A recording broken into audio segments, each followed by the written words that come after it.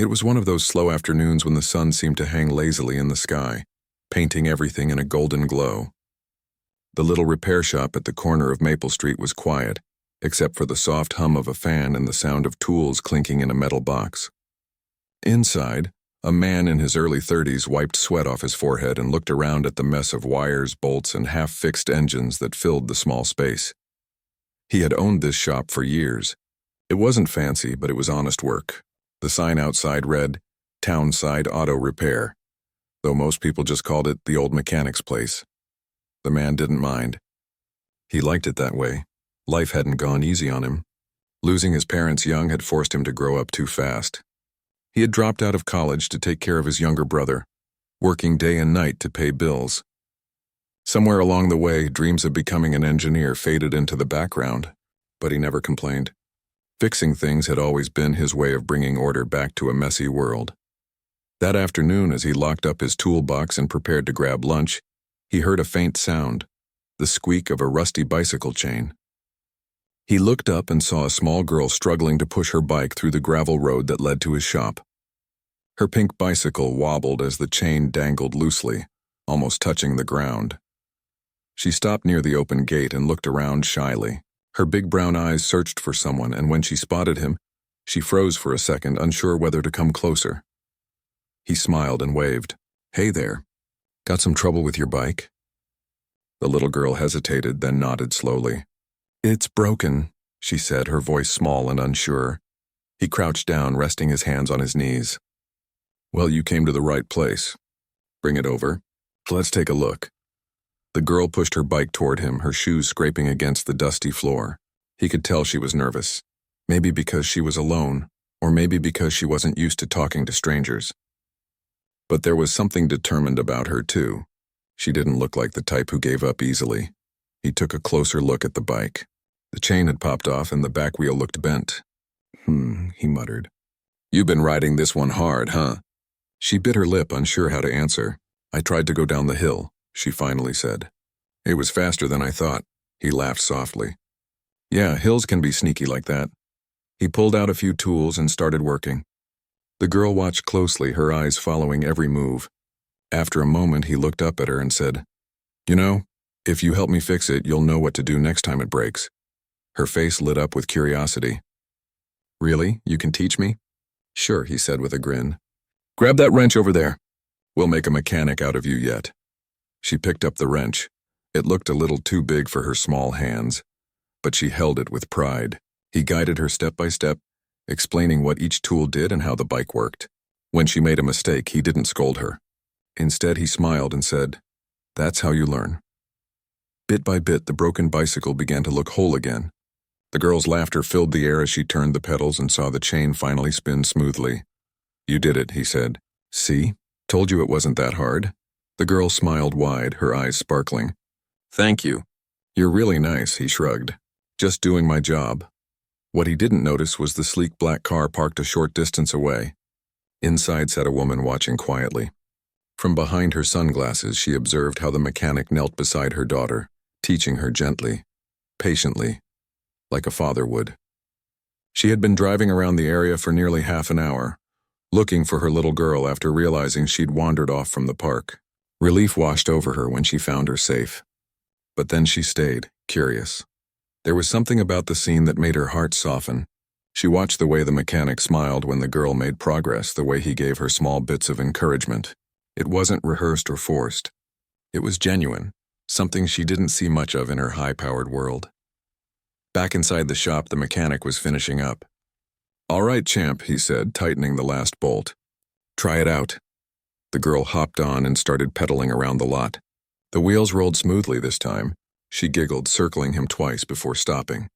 "It works. You're the best mechanic ever." He chuckled. "That might be stretching it a bit, but I'll take the compliment." Just then, the woman stepped out of the car and called out, "Lily." The girl turned her head quickly. "Mom!" she shouted, jumping off her bike and running to hug her. The mechanic looked up, surprised. He hadn't realized the girl's mother was nearby. He quickly wiped his hands on a cloth and stood up, nodding politely. "I'm so sorry if she bothered you," the woman said, catching her breath. "She wandered off from the park and I was worried sick." "No bother at all," he replied kindly. She's a smart kid. Fixed half the bike herself. The woman smiled, glancing at the newly repaired bicycle. That's impressive. Thank you for helping her.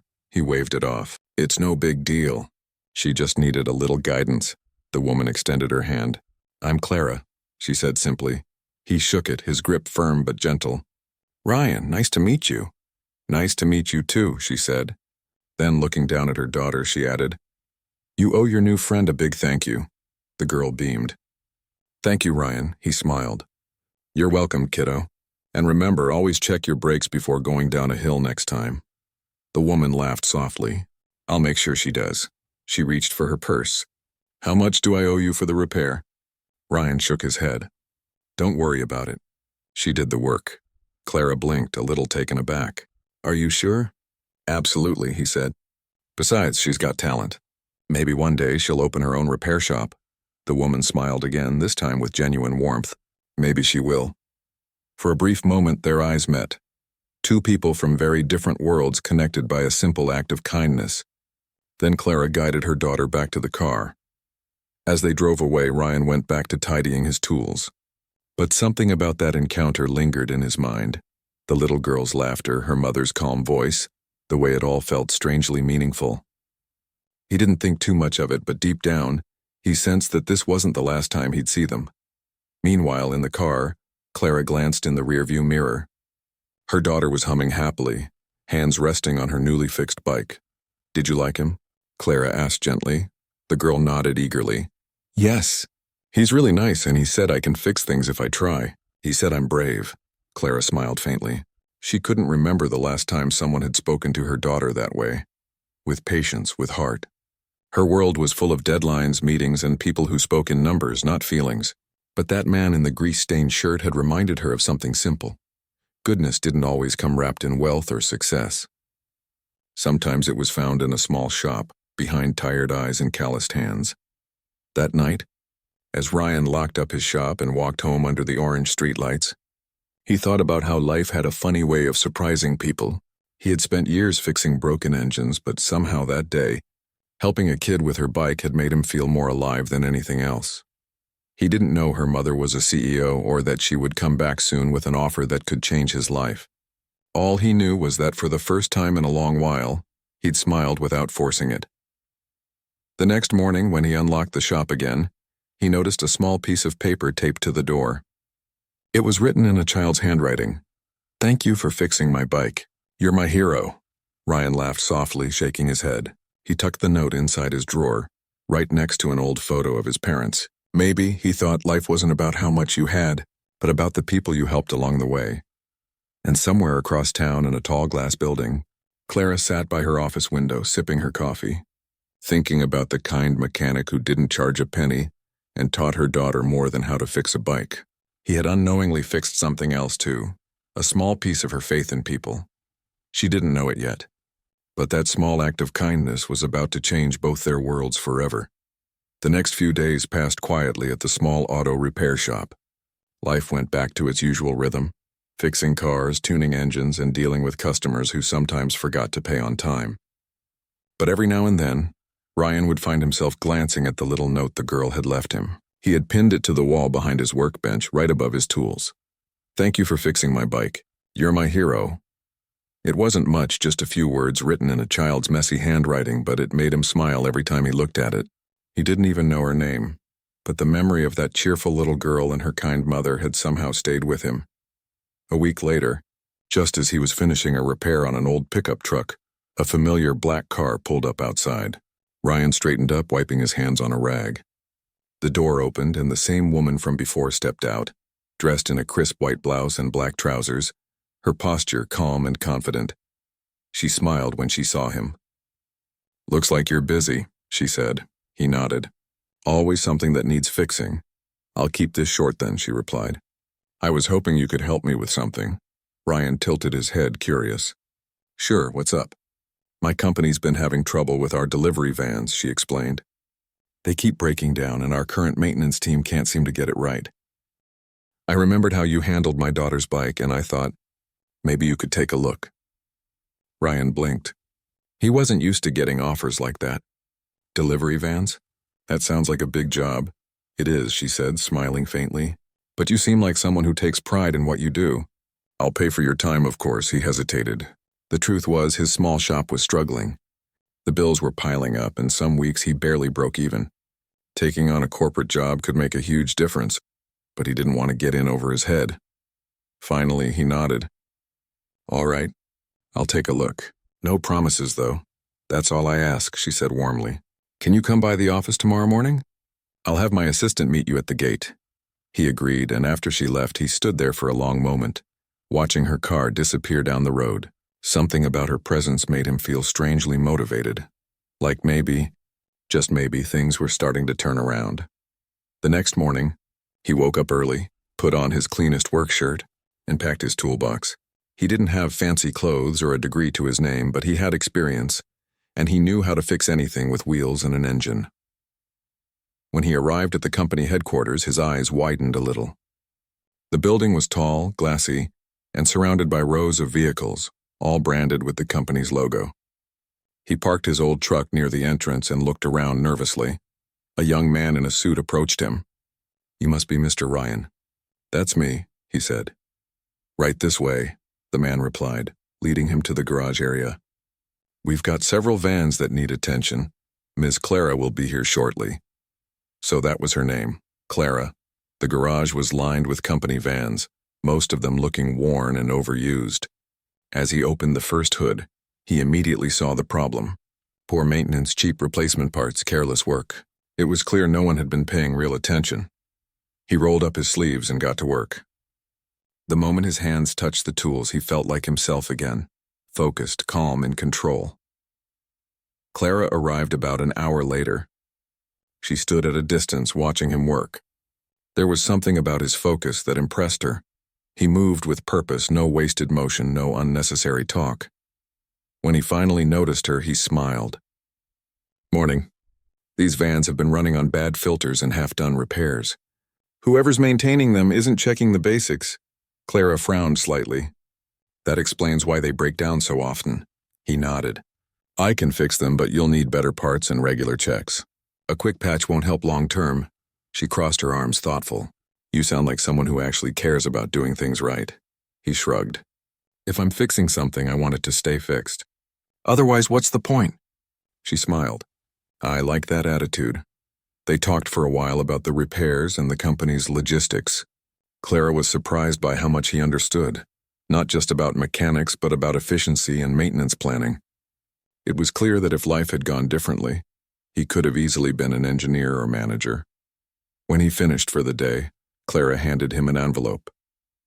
"Payment for today's work, and I'd like you to come back tomorrow if you're available." He hesitated.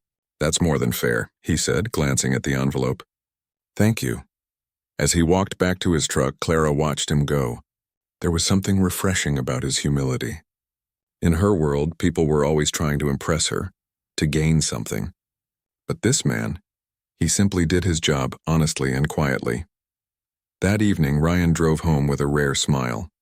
He opened the envelope and found not just payment, but a note that read, "Thank you for helping us today. You remind me that good work still exists." It was a small thing, but it meant a lot.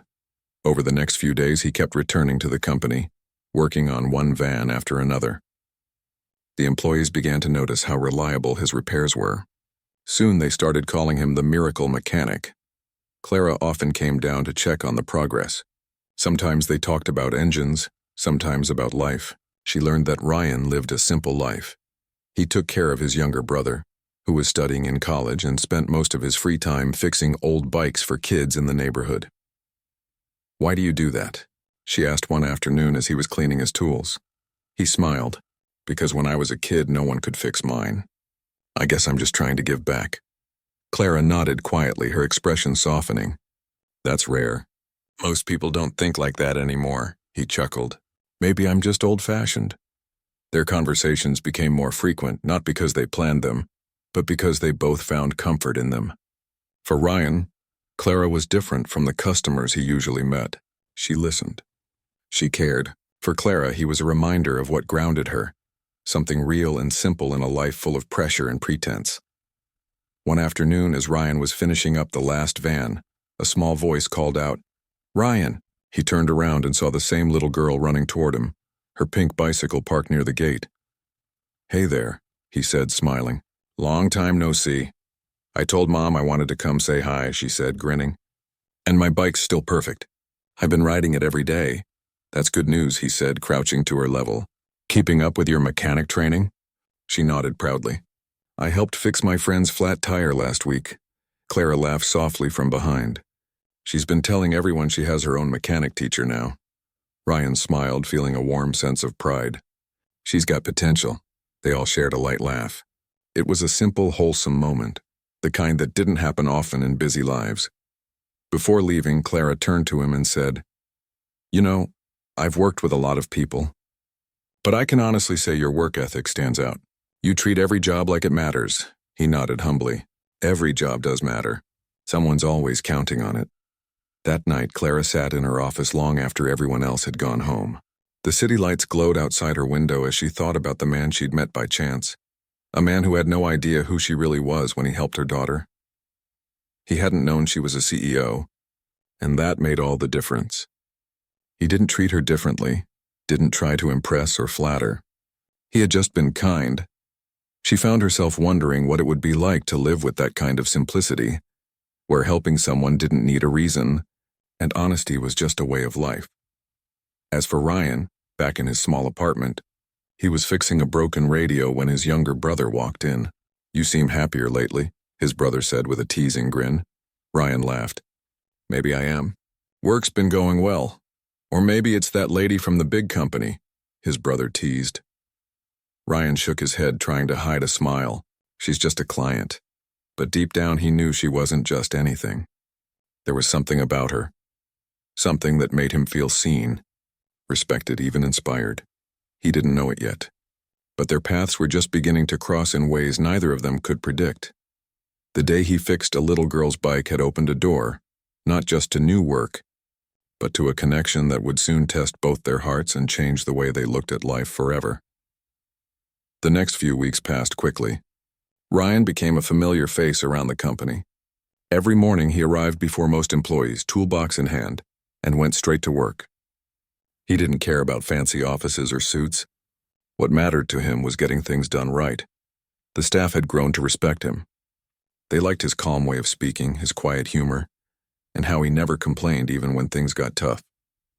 For many of them, he was different from anyone they'd worked with before. No arrogance, no rush, just genuine care in every move. Clara noticed it too. She would sometimes pass by the garage just to watch how everyone naturally listened to him.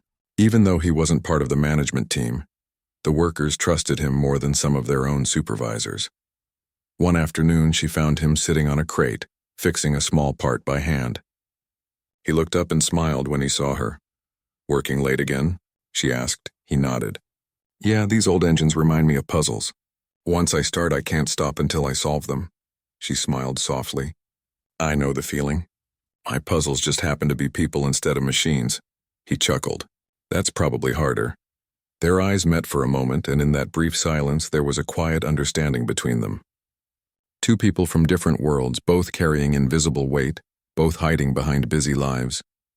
Clara sat down on a nearby stool. "Can I ask you something?" She said, "Sure. Why didn't you ever try working for a bigger company? You clearly have the skills." Ryan hesitated before answering. "I did once, years ago, but things didn't go as planned. My parents passed away around that time, and I had to take care of my younger brother. School, work, everything. I couldn't keep up, so I opened my own shop instead." Clara listened quietly. There was no self-pity in his voice, just honesty. He continued, "It wasn't easy, but it kept us going. I learned that sometimes life doesn't give you the road you wanted. You just fix the one you get." Those words stayed with her. She had her own struggles too. Long hours, constant pressure, and the loneliness that came with success. People around her respected her title, but few ever saw the person behind it. She glanced at him again, his hands steady and focused. "You really love what you do, don't you?" He smiled. "Yeah, machines don't lie. If something's broken, it shows. And if you fix it right, it stays fixed. People, they're not always that simple." Clara nodded, understanding more than he realized. Over time, Their conversations grew longer. Sometimes they talked about work, sometimes about life. Ryan shared small stories about his childhood, how he learned to repair things with his dad, how his mom used to say every problem had a solution if you stayed patient. Clara found herself opening up too. She told him about her journey from being an intern to becoming a CEO, about the mistakes she made, and how she sometimes felt like she had lost herself along the way. There was no judgment between them, no pretending. Just two people talking like old friends. One Friday evening as the sun was setting, Clara invited him to the company cafeteria. Most employees had already left, so it was quiet. They sat across from each other with coffee cups in hand. She said, softly, "You know, my daughter hasn't stopped talking about you. She keeps telling everyone she wants to be a mechanic when she grows up." Ryan laughed. "That's an honor. She's got a good head on her shoulders." "She does," Clara said, smiling. "And I think meeting you made her see that being kind and hardworking is just as important as being successful." Ryan looked thoughtful. "Kids notice more than we think. They see who we are when we're not trying to impress anyone." She nodded slowly. "You're right. I guess that's why I stayed to watch you that day, when you helped her with the bike. It reminded me of how simple goodness can be." He looked down, embarrassed. "I was just doing what anyone would have done." She shook her head gently. "Not everyone would have. Most people would have told her to come back with a parent or asked for money first. But you didn't. That's rare." For a moment, neither of them spoke. The room was filled with the soft hum of the vending machine and the faint sound of the wind outside. Then Clara said quietly, "I want to offer you something." Ryan looked up, surprised. "Offer me what?" "I'd like you to work with us permanently, not just fixing vans, but overseeing the entire maintenance system. You'd be in charge of the team, scheduling repairs, improving our process. You've already proven you can handle it." He blinked, speechless. I don't know what to say." "Say yes," she said with a small smile. "You've earned it." Ryan hesitated. "That's a big step. I've never managed people before." "You already do," she replied. "The team listens to you because they trust you. That's what real leadership looks like." He smiled awkwardly, still unsure. "I'd have to think about it. My shop's still running and—" She interrupted gently. "Take your time. I just wanted you to know the door's open." He nodded, grateful. "Thank you. Really." That night, as he drove home, his mind raced. The offer was more than he'd ever imagined. It could give him stability, security, things he hadn't had in years. But part of him worried about losing his independence. The small shop wasn't much, but it was his. At home, his younger brother noticed his silence. "What's wrong?" he asked. Ryan sighed. "I got offered a job. A big one." "That's great. Why do you look worried?" "Because I don't know if I'm ready for that kind of change," Ryan said quietly. "I've spent my life fixing things with my hands, managing people, working in an office. That's different." His brother smiled. "Maybe it's time for something different." Ryan didn't answer, but the thought stayed with him all night. The next morning, he returned to the company, still undecided. He planned to keep his focus on work, to clear his mind. But when he arrived, something unexpected happened. One of the delivery vans had broken down on the road, and Clara herself had come down to check the situation. When Ryan got there, she looked relieved. "Thank goodness you're here," she said. "It stopped running right in the middle of a delivery." He got to work immediately, checking the engine while she stood nearby, watching. Within minutes, he found the issue. "Loose wire on the fuel line," he said. "It's an easy fix."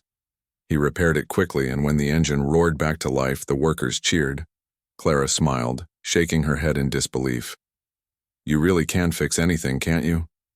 Ryan laughed. "Almost anything." Later, as they walked back toward the office, Clara said softly, "You know, when I first saw you helping my daughter, I thought you were just a kind man with a small shop. I didn't realize how much you could actually do." He smiled. "Guess I hide it well." She stopped walking and looked at him. "You shouldn't.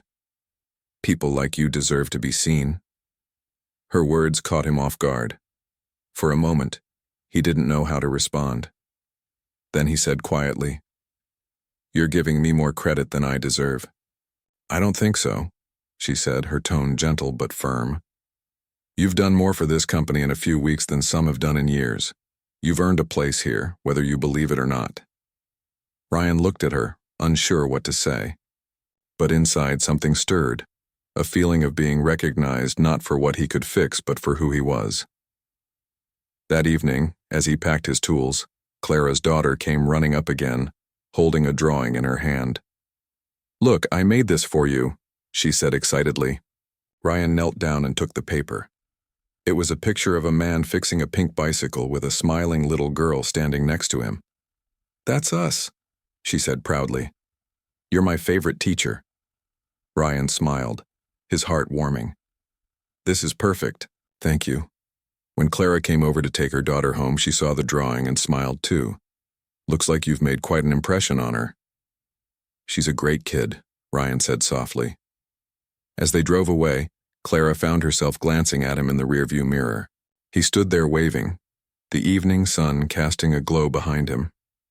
There was something about that sight, simple, kind, unassuming, that made her chest tighten just a little. Back at her home, after putting her daughter to bed, Clara sat by the window and thought about everything that had happened. The mechanic she'd met by chance had somehow become a part of her world. Not just her company, but her thoughts too. And far away, in his small apartment, Ryan looked at the drawing pinned next to the old note on his wall. 2 pieces of paper, both simple, both meaningful. He smiled and whispered to himself, "Maybe some things are meant to find you when you least expect them." He didn't know what the future held, but for the first time in a long while, he felt that life was steering him towards something good, something real. Days turned into weeks, and Ryan's life began to change in ways he never expected. After his small garage got the contract from Clara's company, his days grew busier. He was now not only fixing cars, but also supervising maintenance checks for a whole fleet of delivery vans. For a man who had been struggling to pay rent for his tiny workshop just months earlier, it felt like stepping into another world. But even with the extra work, Ryan stayed the same kind, humble person he had always been. Every morning, he arrived early, opened the garage doors and stood outside for a few seconds, taking a deep breath of the cool air. That place, filled with the smell of oil and metal, was where he felt most alive. It wasn't glamorous, but it was his. One afternoon, Clara stopped by unexpectedly. She wasn't in her usual business suit, just jeans, a white shirt, and sunglasses. Ryan was covered in grease, leaning under a truck with his wrench. When he heard her voice, he bumped his head on the hood and laughed awkwardly. "You okay?" she asked, hiding a smile. "Yeah, just making sure this truck doesn't fall apart. Before your next shipment," he joked, wiping his hands on a rag. Clara laughed softly. She had seen him a few times at her company, but there was something about seeing him in his own world that caught her attention. He wasn't pretending to be anything. He didn't care who was watching. He worked hard, spoke honestly, and always treated everyone the same, whether it was a manager, a driver, or her daughter. She noticed a photo pinned near his workbench. It was of a young boy about 16. "That your son?" she asked. Ryan smiled and shook his head. "My little brother, Leo. I've been raising him since he was 10. Clara's eyes softened. "That must be tough," he shrugged. "Some days, yeah, but he's a good kid. He's the reason I keep this shop running." She could hear pride in his voice. It wasn't the kind of pride that came from money or success. It was the kind that came from love and responsibility. It reminded her of the nights she had stayed awake finishing reports while her daughter slept beside her. She understood that quiet struggle, that endless effort to give someone a better life. Later that day, Clara invited Ryan for coffee at a nearby cafe. At first he hesitated. He wasn't used to spending time with someone like her outside of work. But she insisted, saying, "It's not business, just coffee. Friends can do that, right?" At the cafe, they talked for hours. She learned that Ryan had once dreamed of becoming an engineer. He had even started college but dropped out after his parents passed away. He had taken over his father's old garage to make ends meet and care for Leo. Clara listened quietly, her heart sinking a little with every word. She saw so much talent and potential in him that had gone unnoticed, simply because life hadn't given him a fair chance. When he asked about her story, she smiled, though her eyes told another story. "I built my company from the ground up," she said. "But it cost me a lot of time with my daughter. Some days I feel like I'm running so fast that I forget why I started." Ryan looked at her for a moment, then said softly, "Maybe you just need to slow down and remember who you're doing it for." That simple line stayed with her long after they left the cafe. Over the next few weeks, Clara visited the workshop more often. Sometimes she brought her daughter along, and the little girl would sit on a stool, chatting happily while Ryan worked. Other times she'd stop by just to check on how things were going with the fleet repairs. But every visit seemed to stretch longer than the last. The people in town began to notice too. Some teased Ryan about the fancy lady who keeps visiting, but he didn't pay much attention. He knew their friendship was genuine. She respected him and he respected her. Still, a quiet bond was forming between them, something neither of them could easily define.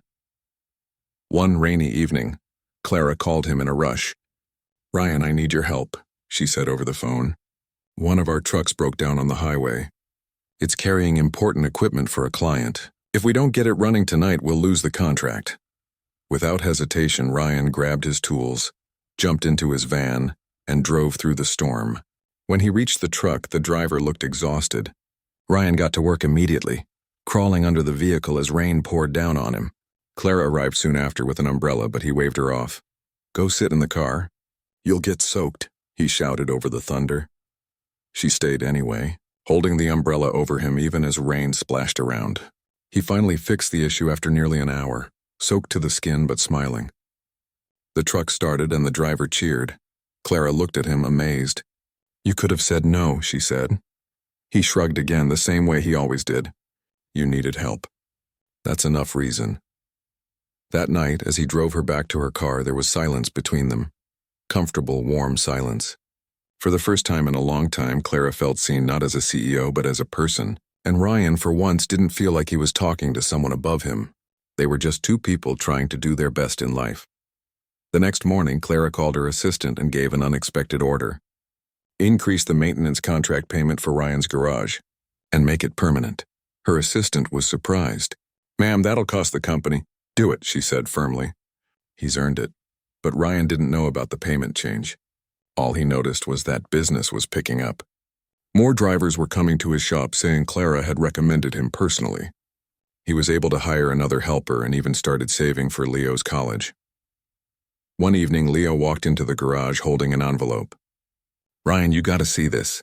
It was an acceptance letter from a local university. Ryan froze, reading the words over and over. His eyes filled with tears. "You did it, kid," he whispered, hugging his brother tightly. Clara arrived shortly after and saw them celebrating. When she learned the reason, she smiled and said, "See? Hard work always finds its way back to you." Ryan grinned. "I guess we both needed a reminder of that." As time passed, Clara began inviting Ryan to company events, introducing him to her team as the man who kept their operations running. The employees respected him, not just because of his skill, but because he treated everyone with kindness. Even the senior managers admired his down-to-earth attitude. But behind all of this success, both Ryan and Clara carried quiet thoughts they didn't voice. Clara often caught herself smiling when she thought of him. And Ryan, though he never said it out loud, felt something growing in his heart every time he saw her or her daughter walk through his workshop doors. Yet he reminded himself not to overthink it. "She's way out of my league," he'd tell himself. "She belongs to a world I don't fit in." But destiny wasn't done with them yet. One day, Clara's company faced a sudden crisis. Several of their delivery vans broke down during an important project, threatening to delay a major contract with a foreign client. Panic spread through the management team. Clara sat in her office, staring at the long list of problems when she thought of one person who might help. Within the hour, Ryan arrived with his tools, ready to tackle the chaos. He worked tirelessly for 2 straight days, barely sleeping, fixing every van himself. He organized the drivers, created a new rotation plan, and even trained a few mechanics from the company's staff. When everything was finally back on track, Clara stood in front of him, amazed. "How did you do all this so fast?" Ryan smiled. "Machines talk if you listen right," she laughed softly. "You saved my company this week." He shook his head. "You gave me a chance. I just didn't want to waste it." As she looked at him, tired but smiling, something inside her shifted. This wasn't just a mechanic. He was someone who turned problems into possibilities, someone who lifted others quietly. Without expecting anything back, that night, when she returned home, her daughter ran to her and asked, "Mommy, did you see my teacher today?" Clara smiled and nodded. "Yes, sweetheart. I saw him." And as she tucked her daughter into bed, she couldn't help but think, maybe the best things in life don't come with planning or power. Sometimes they start with something as small as a broken bike and a kind heart willing to fix it. Weeks went by and life slowly started to feel calm again. The company's trucks were back on the road and everything was running smoothly. Ryan returned to his usual rhythm at the workshop. He still worked long hours, still wiped grease off his hands the same way, still checked every bolt twice. But something inside him had changed. For the first time in years, he didn't feel stuck. He felt like his life finally had meaning beyond just surviving. Clara kept in touch almost every day. Sometimes she called to talk about business, sometimes just to ask if he'd eaten. Their conversations became longer, warmer, and less about work. She started sharing small parts of her day, stories about her daughter's school, funny things her employees did, little details that showed the soft side behind her strong personality. Ryan found himself looking forward to those calls more than anything else.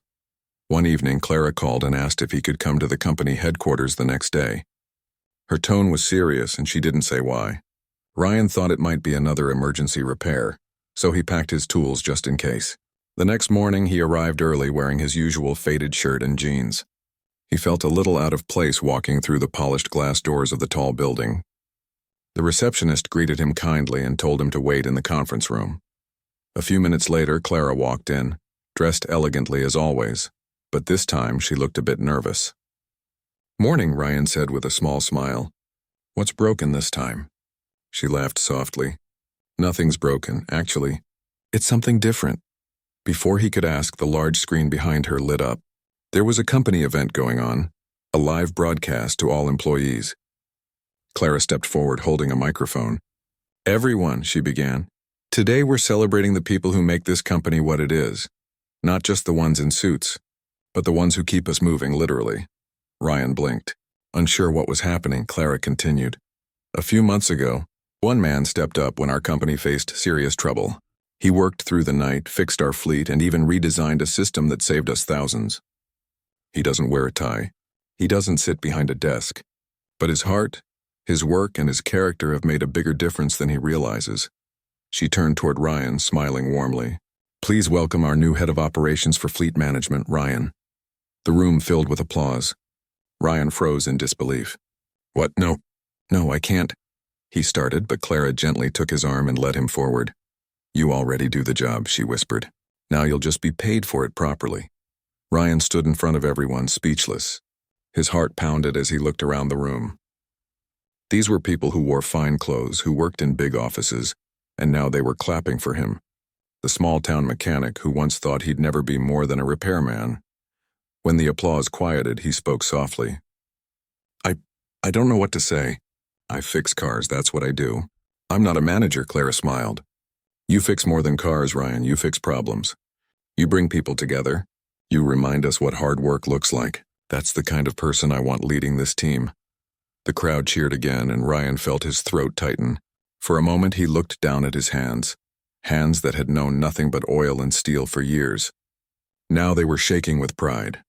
After the ceremony, Clara's daughter came running up to him, her small face glowing with excitement. "Mommy said you're a big boss now," she said happily. Ryan laughed, kneeling to her level. "I'm still the same guy who fixed your bike, kiddo." She giggled and hugged him tightly. "You're my favorite teacher." That hug said more than any speech ever could.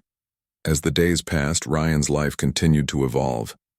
He split his time between his workshop and the company, managing repairs, training younger mechanics, and setting up new maintenance systems. People respected him not just for his skills but for his attitude. He treated every worker, driver, janitor, or executive the same way. Clara often watched him from her office window. She admired how he carried himself, never showing off, never letting success change him. He still drove his old pickup truck, still brought lunch from home, and still checked up on the drivers personally. One evening after a long meeting, Clara invited him for dinner at her house. It wasn't a formal event, just something simple. Her daughter helped set the table, proudly announcing, "Ryan's coming over." The sound of laughter filled the home in a way that had been missing for years. Over dinner, they talked about everything: life, work, family. Ryan told her about Leo's first week at university and how proud he was. Clara smiled and said, "You gave your brother a better life. That's something even money can't buy." Ryan looked at her thoughtfully. "And you gave hundreds of people jobs. That's not small either." She laughed softly. "Maybe we're both trying to fix things in our own ways." As the night went on, the conversation grew more personal. Clara admitted how lonely leadership could feel, how success didn't always bring happiness. Ryan listened quietly, then said, "You know, when I first met your daughter, I thought she was just another kid who needed her bike fixed. I didn't know she'd bring two people together who both needed a little fixing themselves." Clara smiled at that. One of those real smiles that reach the eyes. Weeks turned into months, and their bond grew stronger. The people at the company began to notice it too. Some whispered, some smiled knowingly, but neither Clara nor Ryan cared. They had found comfort in each other's presence. One afternoon, the little girl came to the workshop again. She was now learning to fix more than just her bike. Ryan was teaching her how engines worked, how to change a tire, and even how to check oil levels. Clara stood nearby watching them, the same way she had months ago, the day everything began. But this time she wasn't hiding behind a car window. Ryan noticed her standing there and smiled. "You know," he said, wiping his hands, "she's got talent. Might steal my job one day." Clara laughed. "I'll make sure she pays you royalties." The three of them stayed there until sunset, laughing, talking, and enjoying the simple peace of that small garage. As the sun dipped behind the buildings, Clara turned to Ryan and said quietly, "You know, that day you helped her with the bike, I didn't plan to talk to you. I was just going to thank you and leave, but something told me to stay." Ryan smiled. "Guess that's what fate looks like. A broken chain that led to a new path." Clara nodded, her eyes soft. "You fixed more than a bike that day." From then on, life settled into something beautiful. Ryan continued to run his workshop, but now had the full support of Clara's company. He hired more people, trained young mechanics, and even opened a small training center to teach underprivileged kids how to repair vehicles. Clara helped fund it quietly, saying, "Consider it an investment in good hearts." On the opening day of the training center, Clara and her daughter came to cut the ribbon. The little girl held the scissors with both hands while Ryan stood beside her, smiling proudly. Cameras flashed, but the moment wasn't about fame. It was about purpose. Later, when the crowd left, Ryan and Clara sat outside, watching the lights fade across the street. "You know," he said softly, "I used to think my life was stuck, that I'd never be more than a mechanic trying to make ends meet. But then a kid walked into my shop with a broken bike." Clara looked at him, her eyes shining. "And now look where you are," he chuckled. "Still fixing things, just on a bigger scale." She laughed too. Then there was silence. A peaceful kind of silence that said everything words couldn't. That night, as Ryan locked up his workshop, he looked up at the stars and thought about how unpredictable life could be. Sometimes the smallest acts, like helping a stranger's child, could change everything. He didn't know what the future held for him and Clara, but one thing was certain: whatever came next, he wasn't facing it alone anymore, and so, the story that began with a broken bicycle ended with something far greater, a connection built on kindness, respect, and second chances. A single mechanic taught a little girl to fix her bike, unaware that her mother, a CEO, was watching the whole time. But what she really saw that day wasn't just skill. It was humanity. It was heart. And it was a reminder that sometimes the most extraordinary changes begin in the most ordinary places.